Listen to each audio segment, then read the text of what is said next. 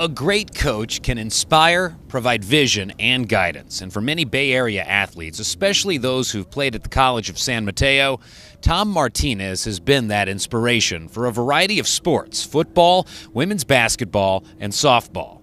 From the time I got there, basically until almost at the end, I was coaching 3 sports. And actually, I was probably the only person in the state of California that was a head coach in 3 different sports at the same time.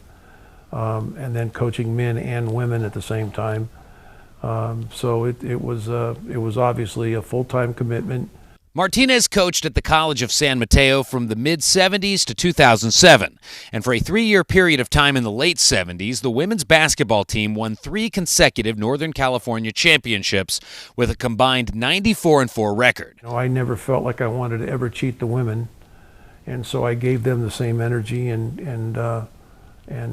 notoriety that I tried to give the guys. All told, with basketball, football, and softball combined, he's the winningest coach in the history of California community colleges. I think the most remarkable part of it was, of all the teams that I coached, women's softball, women's basketball, and football, no player that ever played for me while I was a head coach ever had a losing season. So we didn't win in one sport and put in the time in the other. We won in all 3 of them, and again, to the extent of 1,400 career wins. He's perhaps best known in his coaching career for working with quarterbacks, namely NFL MVP and San Mateo native Tom Brady of the New England Patriots. And Martinez has a unique teaching tool involving the telephone. I basically gave a quarter to the guys that I work with, and I said, if you need help, if you have any information that's lacking in what we went through, and you may not be even aware of that till you start to do it, give me a call, and here's the quarter. And I will never call you. You have to call me.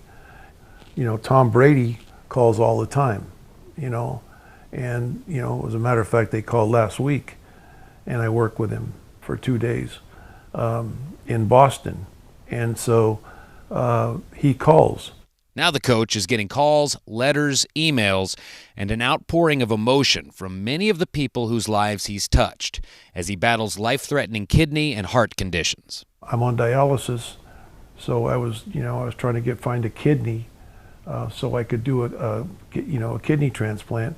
And I had unbelievable people just say, hey, you've done great for others, and if we can help you, if I can help you, I'm more than willing to. And so the outpouring of affection and the letters that were received from the players was very emotional and touching to both myself, our family, and our daughters and sons. So with that, I went from there to the point that obviously I'm still here.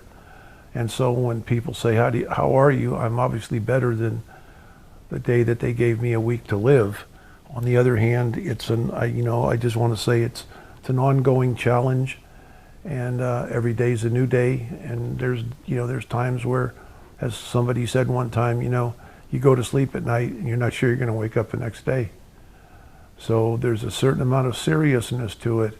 I always told the athletes I coached that never quit, fight, no matter what the odds are, no matter what the circumstances are that you're in, the battle you're in, you got to win it. And so that led to their attitudes about the way they went about playing.